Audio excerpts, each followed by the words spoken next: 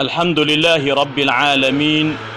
Wassalatu wassalamu ala nabiyyina Muhammadin Tahal Amin wa ala alihi wa sahbihi ajma'in.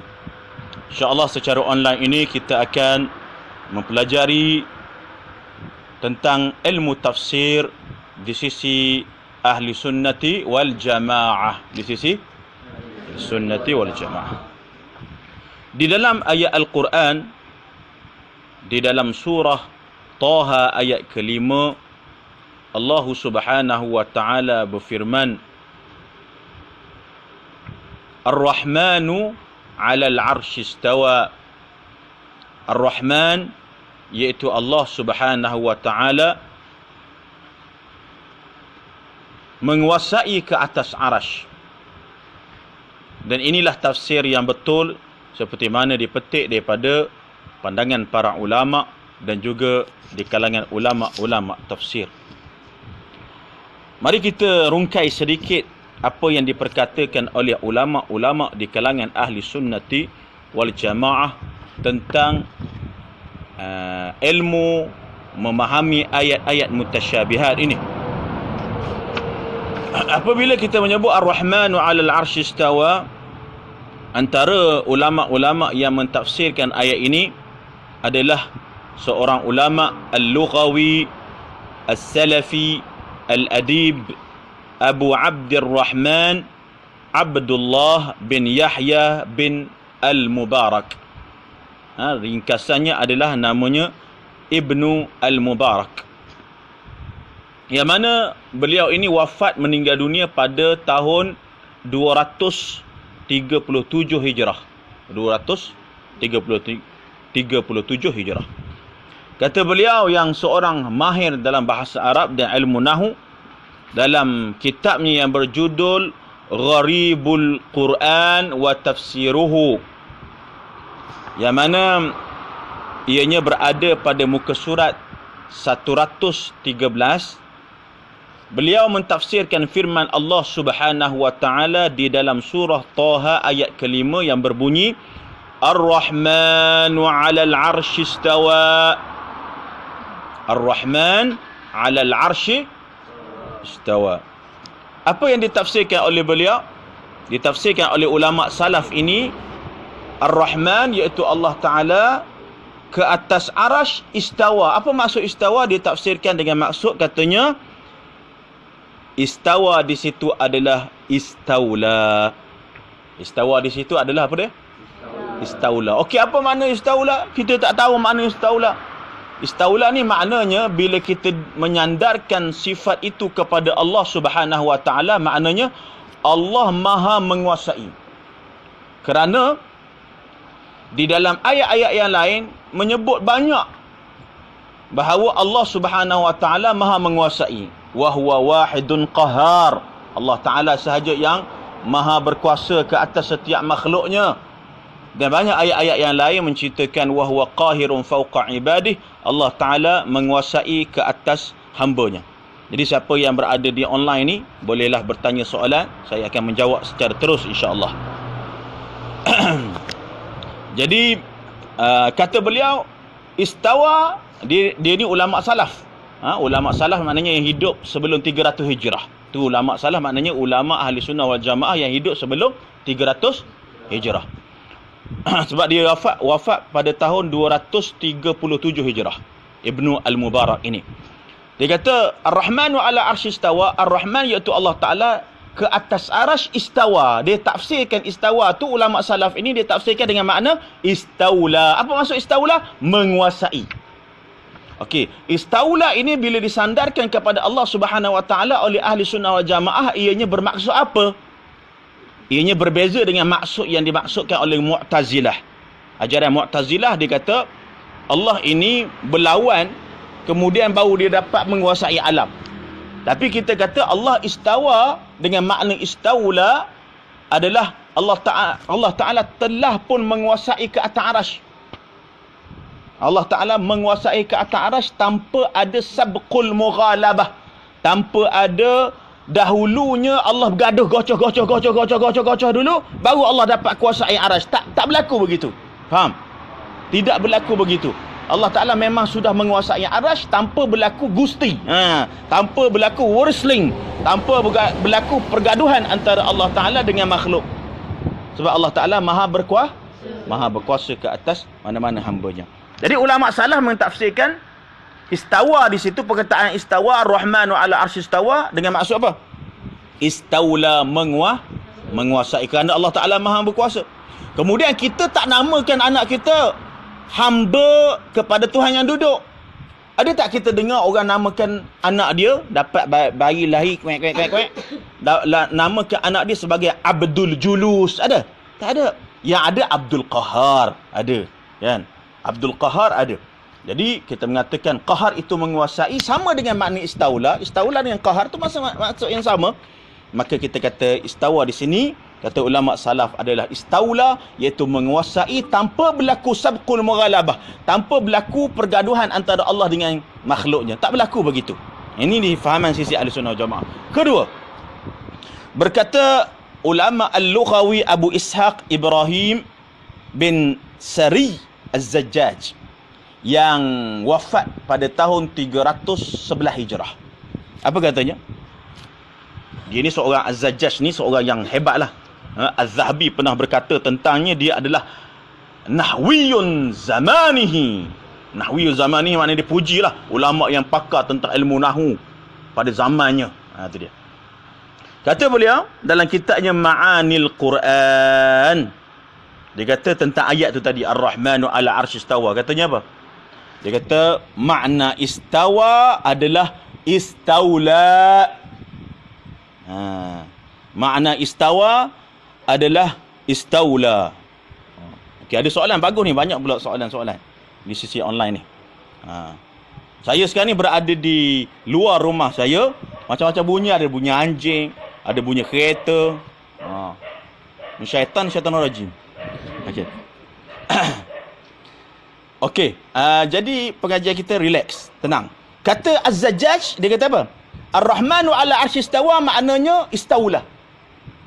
Dia ni dipuji oleh Az-Zahabi. Az-Zahabi kata Az-Zajjaj ini, ulama namanya Az-Zajjaj, dia ni seorang nahwiyun zamanihi. Apa makna nahwiyun zamanihi? Maknanya dia ni ulama nahwu yang paling hebat. Nahwu ni ilmu bahasa Arab. Orang bila nak faham Al-Quran, Al-Quran ni diturun dalam bahasa apa? Bahasa Melayu ke dalam bahasa orang putih? Dalam bahasa Arab. Kita nak tahu bahasa Arab, nak faham bahasa Arab, kena mahir tentang ilmu nahwu. Jadi dia faham dengan ilmu nahwu, dia tahu ayat tu. Jadi dia kata istawa maknanya istaula, iaitu menguasai, tanpa, dengan maksud tanpa berlaku pergaduhan antara Allah Ta'ala dengan makhluk. Ini ada Abdul, dia kata, mau ustaz jelaskan, ada golongan pro tajdid yang mengatakan di syurga kita dapat melihat Allah. Maka golongan ini mengatakan bahawa Allah itu bertempat di sana. Mohon Allah memberikan penjelasan, insya-Allah. Mohon ustaz memberikan penjelasan. Okey, sekejap. Panjang tak soalan? Okey, saya akan beri jawapan nanti, insya-Allah. Ingatkan saya, kalau saya terlupa, beritahu semula. Okey, itu yang kedua. Jadi pertama kita kata Ibnu Al-Mubarak, dia tafsir istawa dengan makna istaula, iaitu istawa dengan maksud menguasai. Kemudian yang kedua, Az-Zajjaj, ulama nahwu, dia kata apa? Istawa dalam ayat ini, dalam kitabnya Ma'anil Quran, pada juzuk ketiga, muka surat 350, dia kata apa? Istawa di situ dengan makna istaula, menguasai. Maknanya Allah Ta'ala menguasai ke atas arash. Okey, kita jawab dulu soalan ini. Ada golongan Wahabi, dia kata Allah ni bertempat. Buktinya kita dapat melihat Allah Ta'ala di dalam syurga. Kita kata ahli sunnati wal jamaah, ya, memang kita beriman orang Islam akan dapat melihat Allah. Orang Islam, kita ni insya-Allah kita masuk syurga, kita doa. Kalau kita masuk syurga, orang Islam akan dapat melihat di zat Allah. Dapat melihat apa? Zat diri Allah. Yang mana kita berada di dalam syurga, Allah Ta'ala bukan duduk dalam syurga, kan? Allah Ta'ala ada tanpa bertempat. Seperti mana kita beriman bahawa Nabi Muhammad SAW melihat Allah. Ketika mana Nabi Muhammad berada di Sidratul Muntaha, tidak bererti Allah Ta'ala duduk cokoh dekat Sidratul Muntaha. Sebab Sidratul Muntaha, siapa yang menciptanya? Allah. Siapa yang menjadikan langit? Allah. Siapa mencipta arash? Siapa yang mencipta sidratul muntaha, makhluk ni? Allah. Jadi mana mungkin Allah Subhanahu wa taala memerlukan kepada makhluknya? Innallaha ghaniyun 'anil 'alamin. Allah Taala tak perlukan kepada makhluknya. Jadi yang mengatakan bahawa Allah itu bertempat kononnya dengan hujah, kita ni akan dapat melihat Allah. Memang kita dapat melihat Allah, tapi bab kata Imam Salaf, siapa nama dia? Imam Abu Hanifah, Nu'man bin Thabit Al-Kufi. Dia kata apa? Kita orang Islam akan dapat melihat Allah yang mana Allah Ta'ala ada tanpa bentuk, tanpa bertempat, kata dia. Tanpa berbentuk, tanpa bertempat, kata Imam Abu Hanifah, ulama salaf ni, bukan ulama Wahabi, ulama salaf. Jadi kita dapat melihat Allah Ta'ala di dalam syurga, tidak bererti Allah Ta'ala duduk dalam syurga. Seperti Nabi Muhammad SAW melihat Allah Subhanahu Wa Ta'ala, Nabi Muhammad berada di atas, tidak bererti Allah Ta'ala duduk ke atas. Takkanlah Allah Ta'ala sekejap dekat langit, ni bab kata orang lah, sekejap dekat atas arash, sekejap dekat sidratul muntaha, sekejap dalam syurga. Mana satu? Jadi kita kata Allah Ta'ala ada tanpa bertempat. Okey, kita sambung sikit lagi. Jadi ulama yang kedua. Yang ketiga, berkata Imam Abu Mansur Muhammad bin Muhammad Al-Maturidi Al-Hanafi. Imam Abu Mansur Al-Maturidi, ya, yang wafat pada tahun 333 Hijrah. 333 Hijrah. Dia adalah imam ahli sunnah wal jamaah. Kata Imam Hafizul Murtada Az-Zabidi, idza utliqa ahli sunnati wal jamaah fal muradu bihim al-asy'ariyah wal maturidiyah. Bila mana disebut siapa ahli sunnah wal jamaah zaman sekarang, mereka adalah yang beramal dengan metodologi ilmu akidah yang diajar oleh Imam Abu Hasan Al-Asy'ari, iaitu dipanggil sebagai asy'ariyah, dan juga yang beramal dengan ilmu metodologi yang disusun dengan dalil oleh Imam Abu Mansur Al-Maturidi, dinamakan sebagai al-maturidiyah. Siapa imam dia? Ni Abu Mansur Al-Maturidi. Kata beliau dalam kitabnya yang berjudul Ta'wilat Ahli Sunnah. Ta'wilat Ahli Sunnah. Okey, nanti saya akan jawab soalan Haider dia tentang Dajjal, ya. Mata Dajjal ni dua dan sebagainya. Kita akan habiskan ini dulu. Kata Imam Abu Mansur Al-Maturidi dalam kitab Ta'wil Ahli Sunnati wal Jamaah tentang ayat tadi juga. Ar-Rahmanu 'alal 'arsy istawa. Surah Taha ayat 5. Katanya apa? Dia kata istawa di situ al-istila alaihi wa alla sultanun li ghairihi wa la tadbirun li ahadin fih. Dengar baik-baik. Katanya apa? Kata Imam Abu Mansur Al-Maturidi bahawa makna Ar-Rahmanu 'ala 'arsy istawa, iaitu Allah Ta'ala ke atas arash. Istawa tu maksudnya apa? Istila, menguasai ke atasnya. Dan tidak ada mana-mana pemerintah yang menguasai ke atas arash kecuali Allah Subhanahu Wa Ta'ala. Seperti mana kata Imam Tabari. Imam Tabari ni ulama salaf, ulama tafsir yang hebat, imam kabir dalam ilmu tafsir. Dia kata apa? Istawa ni maknanya bukan makna Allah Ta'ala ni bertempat, kemudian tak bertempat, berubah pada Allah, tak. Tapi maksudnya Allah Ta'ala menguasai ke atas arash. Okey. Yang keempat, sebelum kita pergi kepada yang keempat, kita jawab dulu soalan pemahaman tentang ayat Dajjal tu. Okey, Dajjal ni dalam hadis ada sebut Dajjal ni mata dia satu. Mata dia satu. Maknanya mata dia ada dua bentuk dia, tapi yang terbuka tu satu je. Yang terbuka tu satu. Jadi dalam hadis ada sebut bahawa Allah bukan a'war. Dajjal dia a'war. Ya? Dajjal dia bermata satu. Allah Ta'ala tidak bermata satu. Apa maksudnya? Maksudnya disyarahkan oleh ulama-ulama hadis adalah, maksudnya Allah Ta'ala bersifat dengan sifat sempurna. Bukan maknanya Allah Ta'ala ada dua mata. Tak ada pun dalam Quran sebut, tak ada. Tidak ada satu pun dalil daripada Al-Quranul Karim yang kata Allah ni ada dua mata, tak ada. Yang ada mata makhluk. Manakala tajri bi a'yunina, ayat Al-Quran tajri bi a'yunina, berlalunya ia dengan a'yun kami. Maksudnya apa? Dengan pemeliharaan. Bukan maknanya dua mata, tak ada sebut pun dua mata kat situ. Jadi bila kata bahawa Dajjal itu mata satu, Allah Ta'ala tidaklah bermata satu, maksudnya apa? Maksudnya bukan mata Allah Ta'ala tu ada banyak, ataupun Allah Ta'ala tu matanya ada dua, tak. Sebab apa? Yang bermata ni adalah makhluk. Jadi maksudnya di situ adalah menafikan sifat naqas bagi Allah Subhanahu Wa Ta'ala, menafikan sifat kurang bagi Allah Subhanahu Wa Ta'ala. Itu jelas, tak perlu kita syarah panjang-panjang. Okey, siapa nak tanya soalan silakan di dalam online ni. Alhamdulillah, pengajian kita insya-Allah kita akan istiqamah dalam pengajian ni. Alhamdulillah ada yang hampir dekat 100 orang dah. Okey. Kemudian kita melihat kata-kata para ulama yang keempat.